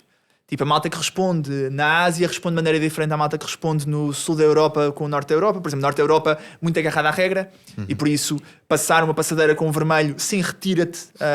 É mais legítimo tu respeitares quem está a respeitar. É mais ao contrário, não é? Quem em Portugal, sim. No Vietnã é pior. Menos respeito ainda pela regra. Mas encontras proximidades culturais muitas giras. De repente encontras num clusterzinho, num grupo, no gráfico, ali parece ali Portugal, Itália e Espanha juntos, sem que ninguém tenha feito. Desculpa interromper-te. Nada. Mas estamos aqui há muito tempo a falar de inteligência artificial e vê-se que os teus olhos brilham. Mas eu quero voltar aqui ao Bernardo. Então vamos lá. Quero perceber uma coisa, que é, isto faz-te brilhar os olhos. E o que é que te faz brilhar os olhos também, mas que tem a ver com a tua vida pessoal? O que é que te comove? Sim. Claramente a família, não é? Deixa-me dizer-te outra coisa também que me faz brilhar os olhos, que tem a ver com a justiça e da tensão entre estas duas coisas. Eu tenho muito claro para mim que agora aquilo que me é pedido, aquilo que eu tenho de fazer para morrer descansado se morresse amanhã, é ser um bom pai e ser um bom marido. Isso é a prioridade 1, mais do que trabalho. Isso implica gerir a vida para que haja tempo para fazer isto bem, para que haja tempo para discutir com o Simão sem estar muito cansado. O Simão e com os outros, coitados. São 4, não há nenhuma preferência. Tentar não falecer como a Mafalda quando falas de medicina. Exatamente, tentar que ela não tenha vontade de me atirar pelas janelas, certo. Essas coisas todas. Mas isso implica algum tipo de paciência, implica algum tipo de gestão de quanto é que me dedico ao trabalho e a conferências e estas coisas. E, portanto, é muito claro para mim que essa é a minha prioridade e que é isso que me dá gosto, que é isso que me dá realização, que eu gosto muito de ser marido, gosto muito de ser pai e pronto, e portanto é aí que quero focar. Mas também tenho noção que não é só isso. E esta tensão que eu sinto com como é que se tem impacto positivo para além da minha bolha, não é? Tenho uma vida que é direitinha, arrumadinha, com uma família que funciona bem, que não temos grandes dificuldades e portanto claro que eu tenho de dedicar tempo e de garantir que as coisas continuam o melhor que eu consigo que elas corram, mas ter noção que o mundo não é todo assim. E que há tempo e que há esforço que é preciso ter para que isto não seja um privilégio e um luxo meu e para que isto de alguma forma possa ser extensível a mais pessoas. Que a sorte que eu tenho e que a sorte que eles têm, mais pessoas possam ter. E isto faz-me brilhar os olhos de uma maneira que eu não consigo ainda resolver. Ou seja, é daquelas coisas que me tira, das poucas coisas que me tira o sono, sendo que tirar o sono para mim é relativo. Volto a dizer que tenho 4 filhos e portanto o sono é muito. São 4 filhos abaixo dos 8 e portanto poucas coisas me tiram o sono. Mas esta é uma delas, que é estou a fazer o suficiente para que isto não seja só os meus estão bem, numa lógica de salve-se quem puder, os meus estão bem e está tudo bem. e que à volta que eu estou a deixar uma marca para morrer descansado, não só porque os meus estão bem, que são adultos saudáveis, com vidas boas e com impacto, mas que Mas esse mais movimento pessoas. é por uma consciência de serviço ou por uma inquietação? As duas coisas são diferentes? Eu acho que não. Podem-se cruzar, não é? Para mim cruzam-se completamente.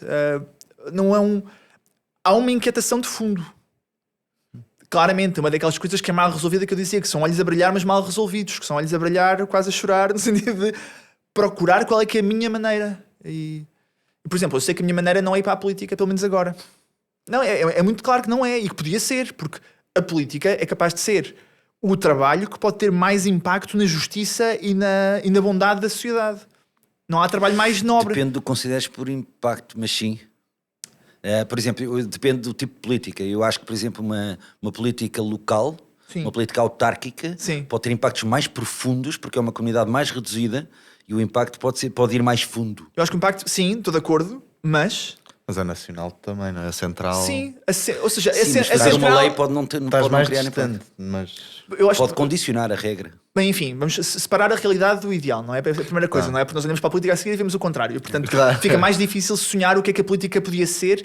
E eu acho que, apesar de tu teres razão, que a política local pelo menos tem um ciclo de feedback muito mais curto e, portanto, é muito mais fácil tu veres o que é que estás a fazer e o impacto que tem, o que é que funciona, o que é que não funciona, que é mais difícil de fazer com política central. E, portanto, é mais fácil fazer a geneira ou estar mal intencionado ou pelo menos estar mal guiado na política central do que na política local, porque a seguir vais à rua e vais ao café e apanhas um calduço da senhora que não gostou daquilo que tu fizeste e de mudaste o sentido daquela rua e agora está um trânsito infernal e portanto toda a gente demora mais meia hora a chegar a casa e as pessoas queixam-se disso. E por isso eu acho que há um lado da política local em que os incentivos estão mais bem alinhados e é mais fácil tu conseguires fazer uma coisa que muda a vida das pessoas concreta. Mas um exemplo muito prático: tu mudas uma licença de parentalidade para dizeres que quero que a licença de parentalidade seja maior ou que seja mais bem distribuída entre pais e mães. Isto pode ter um impacto tremendo na vida de uma pessoa, é e a verdade. política local não faz isto. Sim. Não é? Uma política de educação, desculpa, de habitação, que pode ter um impacto tremendo na qualidade e na dignidade da vida das pessoas, faz-se muito melhor, pelo menos na alocação de recursos, centralizado do que totalmente descentralizado, porque há mais recursos centrais. Se calhar isso também é uma discussão, que é devemos descentralizar mais os recursos, é verdade. Discussão que já dura há uns anos. Completamente, não é? E, portanto, enfim, Portugal é das democracias mais centralizadas com um território mais pequenino, que é totalmente absurdo, não é? A nossa noção de interior é ridícula para qualquer... vai para os Estados Unidos dizer que interior são 100 km para dentro, não é? Que a gente goza contigo. Mas isto para dizer só que eu acho que a política, em sentido estrito, é capaz de ser o trabalho mais óbvio de dedicação à justiça. E à justiça, e portanto há uma sociedade boa como nós a queremos. Eu tenho noção que isso não é para mim por vários motivos. Primeiro porque estou muito convencido que ia ser comido. Depois porque para lá chegar é preciso fazer coisas que eu não quero fazer. E portanto não estou disposto. E estou convencido que consigo ter mais impacto também de outras formas e portanto tenho fugido. Não digo que nunca vai acontecer, atenção, pode ser. Mas para dizer que há uma inquietação que me faz pensar e repensar isto muitas vezes, que é: estou a fazer o suficiente e como é que eu posso usar este meu gosto pela multidisciplinariedade e por ser o geek, mas que gosta de falar e que gosta do setor social, como é que eu posso pôr estas coisas juntas? E já nem a brincar na minha vida tentar fazer associações e a fazer organizações e a tentar fazer projetos para estas coisas. Ainda não me sinto realizado. Eu, no lado pessoal, familiar mais puro, estou muito encontrado e portanto estou onde quero estar. No lado de impacto na sociedade e mais cívico, claramente não. E portanto há uma inquietação que está muito associada ao espírito de serviço também, claro. Por isso é que eu digo, para mim estão muito embrulhados, está não consigo separar. Sim. Olha, aqui assim um bocadinho para começarmos a rematar, mas também porque te pedimos para trazeres um livro. Não sei se queres dizer-nos o que é que trouxeste. Encaixa super bem, isto parecia muito E planeado. não sei, não, é que eu nem vi, portanto eu agora ia dizer assim, eu nem vi o que era o livro. Onde é que isto toca nesta conversa toda? Ah, não é? super Portanto, fácil. Eu ok. não vou ter de me esforçar nada para fazer a ligação. Eu trouxe As Vinhas da Ira do Steinbeck, que acho que foi o livro que mais acordou em mim este sentimento ou este amor pela justiça. Ok. As Vinhas da Ira descrevem uma família e seus agregados nos Estados Unidos na altura da Grande Depressão, uma família que está à procura de condições boas e, portanto, uma família que perde tudo, numa altura em que há uma seca tremenda e, portanto, quem tinha quintas, etc., de repente perde tudo, tinham hipotecas feitas naquelas propriedades e os bancos levam-lhes tudo e andam à procura de maneira de sobreviverem, basicamente. E na miséria profunda. E há a grande promessa da Califórnia ser o sítio onde vão encontrar trabalho, o sítio onde há prosperidade e, portanto, que vão desde o... Exatamente, de Eldorado. E que vão desde a Oklahoma até à Califórnia e fazem um percurso dificílimo, onde morrem não sei quantos pelo caminho da família, onde uns desistem porque é um percurso duro, fisicamente duro, mas com esta expectativa de que lá é que vai ser bom, e quando lá chegam é o desespero completo, porque é tudo mau. Porque há uma exploração extrema com uma imensa mão de obra, porque toda a gente foi para lá. A mão de obra é muito abundante e, portanto, os proprietários, os porcos capitalistas cortam os salários muito porque a oferta de trabalho é imensa, as condições de trabalho são miseráveis, há uma opressão e uma repressão enorme. A história acaba mal, pronto, sem estragar demasiado. E o Steinbeck, quando dá uma entrevista a falar do livro, diz que deu tudo o que tinha e o que não tinha para deixar as pessoas viradas ao contrário a lerem o livro. Então ele disse, ninguém pode acabar este livro satisfeito. Que eu acho que é uma... Pá, que é uma missão muito bonita. E é uma Explica-nos isso. Eu tenho para mim, se calhar de forma errada, ainda que eu gosto muito do teatro, que a literatura é uma arte maior. Porque dá acesso a processo interior de outros que mais nada dá. Ou seja, a música faz-te sentir coisas, claro, e a pintura faz-te sentir coisas. E o teatro mostra todas as pessoas a sentirem coisas. Mas o processo interior, a descrição do que é que pensas e do que é que sentes e do que é que está a acontecer dentro de ti, é uma coisa que a literatura te dá e que mais nada te dá. E, portanto, é muito bonito tu leres um livro e sentir-te de repente atraído pela diferença do outro. Uma pessoa que funciona por dentro de uma maneira muito diferente de ti, que é uma coisa que normalmente não tens acesso. Há muito poucas pessoas na vida que tu conheças o suficiente para perceber como é que elas reagem, como é que processam e como é que tu dizes uma coisa, o que é que aquilo vai ressoar lá dentro. E tu com a literatura... Engraçado dizer isso porque às vezes acontece-me acabar um livro e ficar com saudades das personagens. Claro, sim, porque tu ganhas uma afeição pelas pessoas. Eu acho que também vem daí porque tu as conheces. E conheces de uma maneira que tu... Há muito poucas pessoas no mundo real que tu conheces assim, não é? Que tu percebas as motivações e os lados torcidos delas e das coisas mal resolvidas. Pronto, e o Steinbeck, por um lado, é tremendo a mostrar personagens difíceis. Ou seja, as personagens não são... Eu sou muito básico quando estou a inventar personagens, não é? A personagem é isto. A pessoa pergunta, o que é o Bernardo? E as minhas personagens são uma coisa, não é? Não são boas cenas. As personagens do Steinbeck são sempre boas cenas. São sempre torcidas, não é? A personagem principal do livro é uma personagem que começa, e que é tipo o herói da história, começa a sair da prisão por ter matado outra pessoa. E portanto começa logo a ser o herói mais estranho de sempre, não é? Ainda que tenha sido por legítima defesa, mas não interessa. É uma pessoa que matou. E esse é o teu herói. É a tua pessoa a quem tu te vais agarrar e a quem te vais afeiçoar. E eu acho que isso tem um lado que é espetacular. E isso de facto incomoda. Quando lês, incomoda ou comove, ou tu ligas-te à personagem, porque tu conheces-la por dentro e tens dificuldade, pelo menos, em catalogar como bons e maus, que é uma coisa que eu gosto imenso no Steinbeck. Não há este bom e mau. Tudo é torcido, tudo é difícil. Mas enfim, esta história, e eu disse isto, não é? Eu tenho uma vida muito privilegiada e muito certinha, portanto é muito fácil achar que isto é mérito próprio, não é? E que há muito da minha vida boa que corre bem porque eu fiz muitas coisas e eu, graças a Deus, não tenho nada deste sentimento. Porque eu tenho uma noção muito sensível e muito permanente da sorte e do privilégio e da fragilidade de tudo isto. Mas eu acho que há muito disso que vem daqui. E que vem de uma vida, destas vidas descritas aqui de uma forma tão esforçada, tão virada ao contrário, para tentar dar o mínimo aos próprios e aos filhos. Há uma citação que eu não consigo fazer porque eu sou péssimo a decorar coisas, mas que há uma personagem às tantas que diz que é... Eu não sei o que é o medo, porque não há medo quando não só tu tens fome na barriga, mas quando os teus filhos também têm fome na barriga. Não há nada mais lixado ou mais lixado com F na vida do que teres filhos com fome e a partir daí tu não tens medo de nada. Porque fazes tudo o que puderes e o que não puderes para resolver.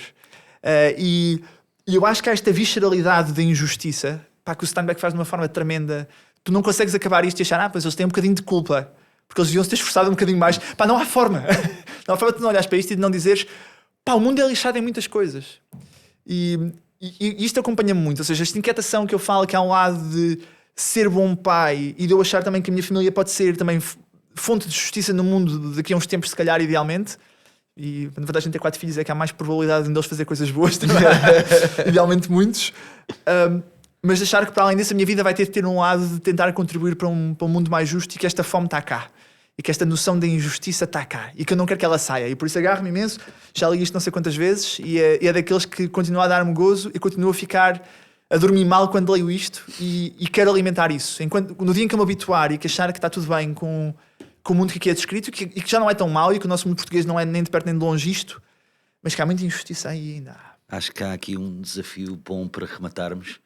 Sejam inquietos, não é? Inquietem-se com a injustiça e não se deixem ficar na vossa bolha. Saiam da bolha. Acho que temos aqui muitas frases muito fortes, que era o objetivo desta conversa. E portanto, eu, por mim, depois o Eduardo fará a sua parte final, quero agradecer-te. Acho que aprendi imenso, apesar do teu objetivo não ser ensinar. Não é? Portanto, mas é aí que se aprende mais sempre. Quando não está lá aquela obrigatoriedade da caixinha de eu vou ensinar, tu tens que aprender. Sim, não, acho que agradecer-te. Sai daqui muito a pensar que o teu propósito é partir caixas, mas no bom sentido. E acho que é muito mais lado que isto: é o poder morrer descansado, é o poder não nos conformarmos com esta justiça. E o propósito também não é uma coisa linear, não é? Eu acho que às vezes também. Quando se pensa qual é o teu sonho, qual é o teu propósito, as pessoas têm que ter uma coisa muito. Não nasci para fazer nada, não. Exatamente. Não. Não temos que ter necessariamente uma coisa, não é linear, é um sistema complexo também que se vai alterando, que se vai modificando e que amanhã muda e sei lá o que é que vai ser daqui a 5 anos. E portanto acho que tu és o exemplo vivo disso. E portanto também, olha, obrigado por isso, obrigado pela tua inquietação, por querer também deixar aqui um mundo melhor. E no fundo deixo para ti o fechares o episódio, podes só dizer adeus ou pronto. Sim. Acima de tudo, eu acho o partir caixas e inquietação de facto é uma boa maneira de me descrever. Eu identifico-me com. São bons nomes para mim. E acima de tudo, se eu pudesse deixar qualquer coisa, eu acho que é isso, esta curiosidade que se transforma em inquietação, que se transforma em fome de mudança. Depois cada um terá a sua fome. Mas pelo menos eu acho que aqui há alguma universalidade. Eu acho que isto pode ser verdade para toda a gente. Tolentino fala da sede. Sim, não é? sim, é isso mesmo. E de cultivar a sede. Não é? Eu acho que há um lado desse que é o inconformismo por cultivar sede e cultivar fome de mudança, fome de diferença. Se calhar é o propósito grande da educação. Obrigado, Bernardo. Obrigado. Esta foi mais uma conversa de propósito e com propósito, que teve a sonoplastia da Tail House, realização de Gonçalo Fonseca e grafismo de João Geada, com o apoio e patrocínio da Tail House e música de Mariana Bobon. Pode ouvir e ver-nos em qualquer plataforma de podcast. Vemo-nos de novo no próximo mês. Até lá, já sabe, todos somos fonte de inspiração uns para os outros, para vivermos com mais propósito. Um abraço.